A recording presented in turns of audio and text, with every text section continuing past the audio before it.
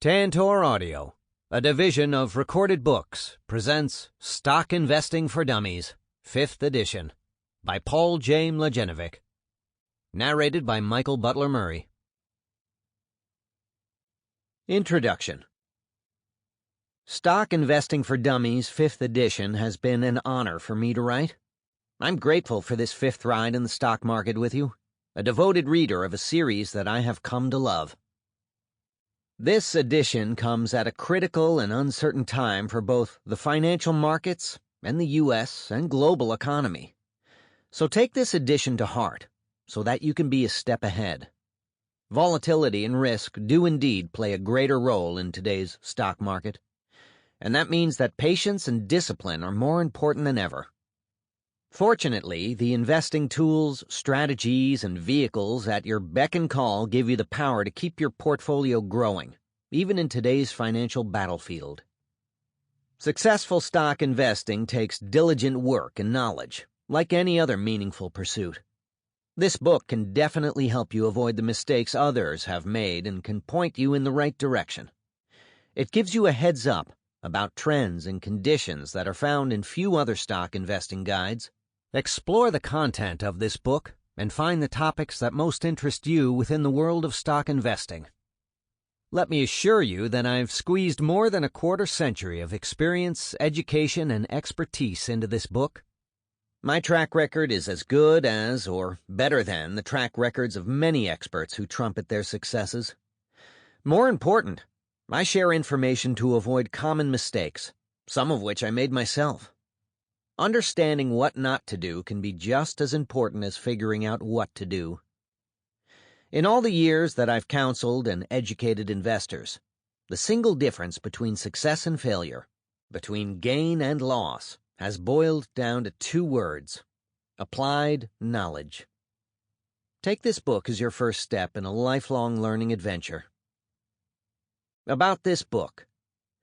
The stock market has been a cornerstone of the investor's passive wealth-building program for over a century and continues in this role.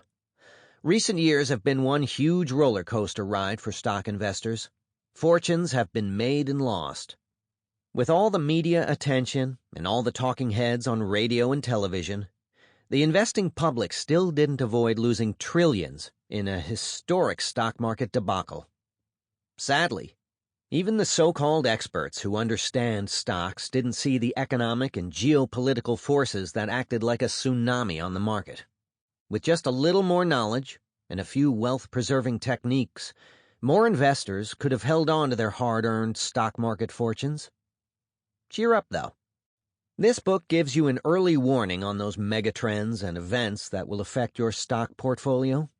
While other books may tell you about stocks, this book tells you about stocks and what affects them. This book is designed to give you a realistic approach to making money in stocks. It provides the essence of sound, practical stock investing strategies and insights that have been market-tested and proven from more than 100 years of stock market history. I don't expect you to listen to the whole book, although I'd be delighted if you heard every word. Instead, this book is designed as a reference tool. Feel free to listen to the chapters in whatever order you choose. You can go to the sections and chapters that interest you or those that include topics that you need to know more about. Sidebars in this book give you a more in-depth look at a certain topic. Although they further illuminate a particular point, these sidebars aren't crucial to your understanding of the rest of the book. Stock Investing for Dummies 5th edition is also quite different from the Get Rich with Stocks titles that have crammed the bookshelves in recent years. It doesn't take a standard approach to the topic. It doesn't assume that stocks are a sure thing and the be-all, end-all of wealth building. In fact, at times in this book, I tell you not to invest in stocks, or even to bet against them. This book can help you succeed, not only in up markets, but also in down markets.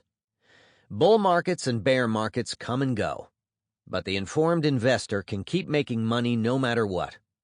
To give you an extra edge, I've tried to include information about the investing environment for stocks, whether it's politics or hurricanes or both. You need to know how the big picture affects your stock investment decisions. Foolish assumptions.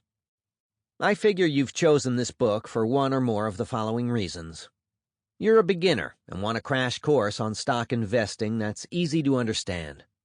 You're already a stock investor, and you need a book that allows you to hear only those chapters that cover specific stock investing topics of interest to you. You need to review your own situation with the information in this book to see if you missed anything when you invested in that hot stock that your brother-in-law recommended. You need a great gift. When Uncle Mo is upset over his poor stock picks, you can give him this book so he can get back on his financial feet. Be sure to get a copy for his broker, too. Odds are that the broker was the one who made those picks to begin with. Icons used in this book. Useful icons appear in this book. Here's what they mean. Remember, when you come across this icon, I'm reminding you about some information that you should always keep stashed in your memory, whether you're new to investing or an old pro. Technical stuff. The information attached to this icon may not be crucial to your success as an investor, but it may enable you to talk shop with investing gurus and better understand the financial pages of your favorite business publication or website. Tip: this icon flags a particular bit of advice that just may give you an edge over other investors. Warning: pay special attention to this icon, because the advice can prevent headaches, heartaches, and financial aches. Beyond the book. In addition to the material in the print or digital book you're listening to right now, Stock Investing for Dummies 5th edition comes with other great content available online. To get the cheat sheet, simply go to dummies.com and search for Stock Investing for Dummies cheat sheet in the search box. Where to go from here. You may not need to hear every chapter to make you more confident as a stock investor, so feel free to jump around to suit your personal needs. Because every chapter is designed to be as self-contained as possible, it won't do you any harm to cherry-pick what you really want to hear. If you're like me, you may still want to check out every chapter, because you never know when you may come across a new tip or resource that will make a profitable difference in your stock portfolio. I want you to be successful, so that I can brag about you in the next edition. Part 1. The Essentials of Stock Investing. In this part, find out what you should do before you invest your first dollar in stocks. Evaluate your current financial goals and situation. Know the different approaches to stock investing and which may be right for you. Figure out the risks of stock investing and discover the best ways around them. Understand the concept of volatility. Invest in the best stocks with a single exchange-traded fund, ETF, purchase. Chapter 1. Surveying the World of Stock Investing. In this chapter, knowing the essentials of stock investing, getting ready to purchase stocks, using what you know to pick successful stocks. As I write this, I believe that the bull market that started in 2009 may be coming to an end, and that a hopefully short-lived bear market may be upon us in 2016. For newbies facing stock choices, do not fear. Great stocks to help you grow your money or provide dividend income can be found in both up and down markets. In fact, a bear, or down, market can be a great time to buy stocks because they're cheaper. Can you say sale? And the key is knowing what to do and even why. Today's stock market is a little puzzling, but it can still be rewarding.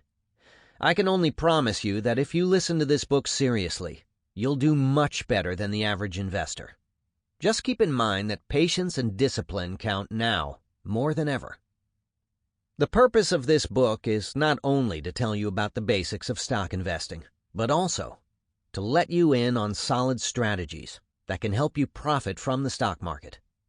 Before you invest, you need to understand the fundamentals of stock investing, which I introduce in this chapter. Then, I give you an overview of how to put your money where it will count the most. Understanding the basics. The basics of stock investing are so elementary that few people recognize them. When you lose track of the basics, you lose track of why you invested to begin with. Part 1 of this book helps you grasp these basics. Knowing the risk and volatility involved. Perhaps the most fundamental and therefore most important concept to grasp is the risk you face whenever you put your hard-earned money in an investment such as a stock. Related to risk is the concept of volatility. Volatility refers to a condition in which there is rapid movement in the price of a particular stock or other investment. Investors use this term especially when there's a sudden drop in price in a relatively short period of time. Find out more about risk and volatility in Chapter 4. Assessing your financial situation. You need a firm awareness of your starting point and where you want to go. Chapter 2 helps you take stock of your current financial status and your goals. Understanding approaches to investing. You want to approach investing in a way that works best for you. Chapter 3 defines the most common approaches to investing. Seeing what exchange-traded funds have to offer. Exchange-traded funds, ETFs, are like mutual funds, but they can be traded like stocks. See Chapter 5 for the lowdown on ETFs. Remember, the bottom line in stock investing is that you shouldn't immediately send your money to a brokerage account or go to a website and click Buy Stock. The first thing you should do is find out as much as you can about what stocks are and how to use them to achieve your wealth-building goals. Remember, before you continue, I want to get straight exactly what a stock is. Stock is a type of security that indicates ownership in a corporation and represents a claim on a part of that corporation's assets and earnings.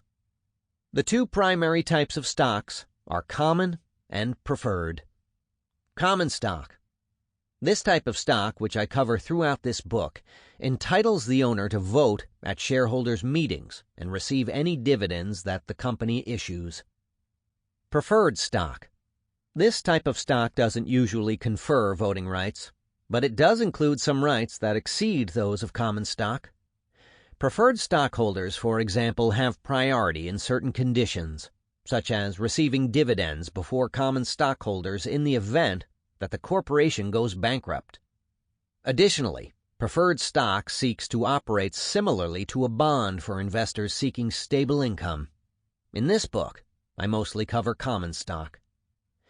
In addition to common stock in this edition, I also cover exchange-traded funds, ETFs, because they can be a valuable part of the stock investor's portfolio.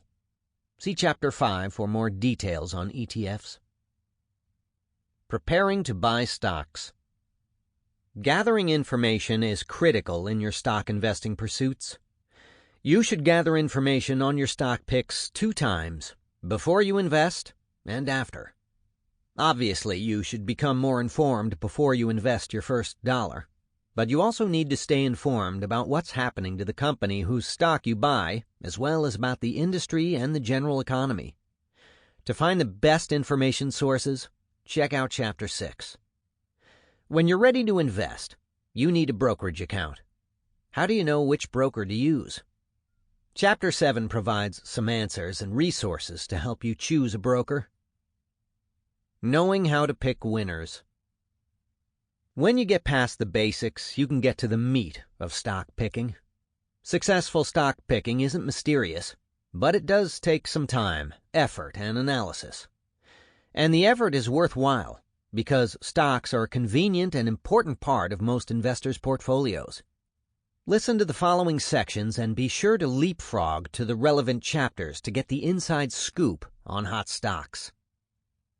Recognizing stock value. Imagine that you like eggs, and you're buying them at the grocery store. In this example, the eggs are like companies, and the prices represent the prices that you would pay for the company's stock. The grocery store is the stock market.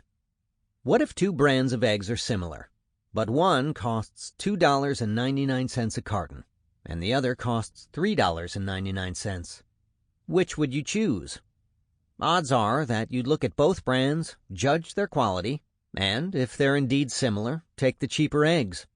The eggs at $3.99 are overpriced. The same is true of stocks. What if you compare two companies that are similar in every respect, but have different share prices? All things being equal, the cheaper price has greater value for the investor. But the egg example has another side. What if the quality of the two brands of eggs is significantly different, but their prices are the same? If one brand of eggs is stale, of poor quality, and priced at $2.99, and the other brand is fresh, of superior quality, and also priced at $2.99, which would you get? I'd take the good brand because they're better eggs.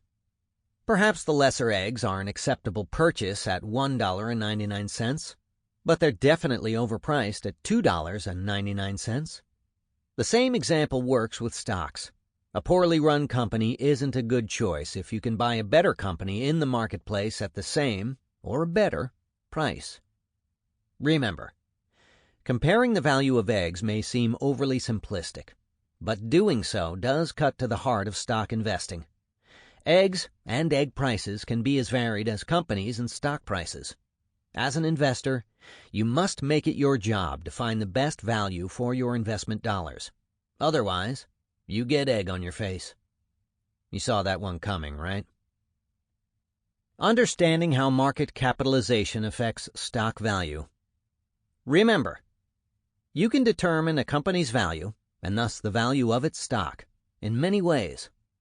The most basic way is to look at the company's market value, also known as market capitalization, or market cap. Market capitalization is simply the value you get when you multiply all the outstanding shares of a stock by the price of a single share. Calculating the market cap is easy. For example, if a company has 1 million shares outstanding, and its share price is $10, the market cap is $10 million. Small cap, mid cap, and large cap aren't references to headgear. They're references to how large a company is as measured by its market value. Here are the 5 basic stock categories of market capitalization. Microcap, less than $250 million. These stocks are the smallest, and hence the riskiest available. There's even a subsection of microcap called nanocap, which refers to stocks under $50 million, but they're not appropriate for this book. Small cap, $250 million to $1 billion. These stocks fare better than the microcaps and still have plenty of growth potential. The key word here is potential. Chapter 14 covers small caps and microcaps. Mid-cap, $1 billion to $10 billion. For many investors, this category offers a good compromise between small caps and large caps. These stocks have some of the safety of large caps while retaining some of the growth potential of small caps. Large cap, $10 billion to $50 billion. This category is usually best reserved for conservative stock investors who want steady appreciation with greater safety. Stocks in this category are frequently referred to as blue chips. Ultra cap, more than $50 billion. These stocks are also called mega caps, and obviously refer to companies that are the biggest of the big. Stocks such as Google and Apple are examples. Remember, from a safety point of view, a company's size and market value do matter. All things being equal, large cap stocks are considered safer than small cap stocks. However, small cap stocks have greater potential for growth. Compare these stocks to trees. Which tree is sturdier? A giant California redwood or a small oak tree that's just a year old? In a great storm, the redwood holds up well, whereas the smaller tree has a rough time. But you also have to ask yourself which tree has more opportunity for growth. The redwood may not have much growth left, but the small oak tree has plenty of growth to look forward to. For beginning investors, comparing market cap to trees isn't so far-fetched. You want your money to branch out without becoming a sap. Remember, although market capitalization is important to consider, don't invest or not invest based solely on it. It's just one measure of value. As a serious investor, you need to look at numerous factors that can help you determine whether any given stock is a good investment. Keep listening. This book is full of information to help you decide. Sharpening your investment skills. Investors who analyze a company can better judge the value of its stock and profit from buying and selling it. Your greatest asset in stock investing is knowledge and a little common sense. To succeed in the world of stock investing, keep in mind these key success factors. Understand why you want to invest in stocks. Are you seeking appreciation, capital gains, or income, dividends? Look at Chapter 8 and 9 for information on these topics. Timing your buys and sells does matter. Terms like overbought and oversold can give you an edge when you're deciding whether to purchase or sell a stock. Technical analysis is a way to analyze securities through their market activity, past prices and volume, to find patterns that suggest where those investments may be headed in the short term. For more information, see Chapter 10. Do some research. Look at the company whose stock you're considering to see whether it's a profitable business worthy of your investment dollars. Chapters 11 and 12 help you scrutinize companies. If you're considering small-cap stocks, then be sure to listen to Chapter 14. Understand and identify what's up with the big picture. It's a small world, after all, and you should be aware of how the world can affect your stock portfolio. Everyone from the bureaucrats in Europe to the politicians in the U.S. Capitol can affect a stock or industry like a match in a dry haystack. Chapters 13 and 15 give you lots of guidance on sector opportunities, megatrends, and yes, the big picture, both economic and political. An excellent way to invest in stocks is through motifs, which I cover in Chapter 14. Use investing strategies like the pros do. Chapter 16 gives you the lowdown on stock screening tools that many pros use, which will help you find great stocks very quickly. I'm very big on strategies such as trailing stops and limit orders, and fortunately, today's technology gives you even more tools to help you grow or protect your money. Chapters 17 and 18 highlight techniques for investing to help you make more money from your stocks. Consider buying in smaller quantities. Buying stocks doesn't always mean that you must buy through a broker and that it must be 100 shares. You can buy stock for as little as $25 using programs such as dividend reinvestment plans. Chapter 19 tells you more. Do as others do, not as they say. Sometimes what people tell you to do with stocks is not as revealing as what people are actually doing. This is why I like to look at company insiders before I buy or sell a particular stock. I even touch on insider trading done by Congress. To find out more about insider buying and selling, hear Chapter 20. Keep more of the money you earn. After all your great work in getting the right stocks and making the big bucks, you should know about keeping more of the fruits of your investing. I cover taxes and stock investing in Chapter 21. Every chapter in this book offers you valuable guidance on some essential aspect of the fantastic world of stocks. The knowledge you pick up and apply from these pages has been tested over nearly a century of stock picking. The investment experience of the past, the good, the bad, and some of the ugly, is here for your benefit. Use this information to make a lot of money and make me proud. Stock market insanity. Have you ever noticed a stock going up even though the company is reporting terrible results? How about seeing a stock nosedive despite the fact that the company is doing well? What gives? Well, judging the direction of a stock in a short-term period, over the next few days or weeks, is almost impossible. Yes, in the short term, stock investing is irrational. The price of a stock and the value of its company seem disconnected and crazy. The key phrase to remember is short term. A stock's price and the company's value become more logical over an extended period of time. The longer a stock is in the public's view, the more rational the performance of the stock's price. In other words, a good company continues to draw attention to itself. Hence, more people want its stock, and the share price rises to better match the company's value. Conversely, a bad company doesn't hold up to continued scrutiny over time. As more and more people see that the company isn't doing well, the share price declines. Over the long run, a stock's share price and the company's value eventually become equal for the most part. Chapter 2. Taking stock of your current financial situation and goals. In this chapter, preparing your personal balance sheet, looking at your cash flow statement, determining your financial goals.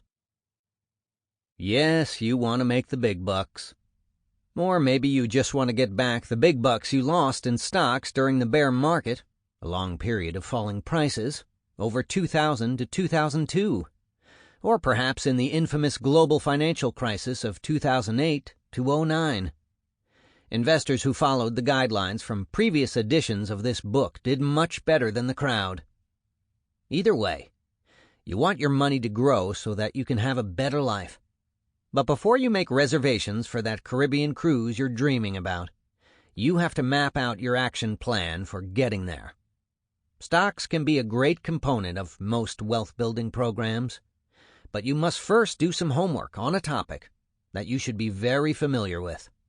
Yourself. That's right. Understanding your current financial situation and clearly defining your financial goals are the first steps in successful investing.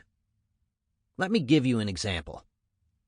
I met an investor at one of my seminars who had $1 million worth of Procter & Gamble, PG, stock, and he was nearing retirement.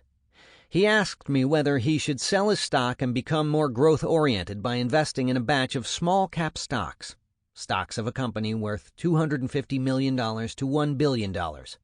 See Chapter 1 for more information. Because he already had enough assets to retire on at the time, I said that he didn't need to get more aggressive. In fact, I told him that he had too much tied to a single stock, even though it was a solid large company. What would happen to his assets if problems arose at PG? Telling him to shrink his stock portfolio and put that money elsewhere, by paying off debt or adding investment-grade bonds for diversification, for example, seemed obvious. This chapter is undoubtedly one of the most important chapters in this book. At first, you may think it's a chapter more suitable for some general book on personal finance. Wrong. Unsuccessful investors' greatest weakness is not understanding their financial situations and how stocks fit in. Often, I counsel people to stay out of the stock market if they aren't prepared for the responsibilities of stock investing, such as regularly reviewing the financial statements and progress of the companies they invest in. Remember, investing in stocks requires balance. Investors sometimes tie up too much money in stocks, putting themselves at risk of losing a significant portion of their wealth if the market plunges. Then again, other investors place little or no money in stocks and therefore miss out on excellent opportunities to grow their wealth. Investors should make stocks a part of their portfolios, but the operative word is part. You should let stocks take up only a portion of your money. A disciplined investor also has money in bank accounts, investment-grade bonds, precious metals, and other assets that offer growth or income opportunities. Diversification is the key to minimizing risk. For more on risk, see Chapter 4. I even touch on volatility there. Establishing a starting point by preparing a balance sheet. Whether you already own stocks or are looking to get into the stock market, you need to find out about how much money you can afford to invest. No matter what you hope to accomplish with your stock investing plan, the first step you should take is to figure out how much you own and how much you owe. To do this, prepare and review your personal balance sheet. A balance sheet is simply a list of your assets, your liabilities, and what each item is currently worth, so you can arrive at your net worth. Your net worth is total assets minus total liability. Sample complete. Ready to continue?